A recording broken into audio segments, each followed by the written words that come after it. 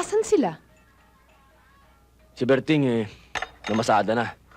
Si Janet naman namalengke. Vera, may naisip ako eh.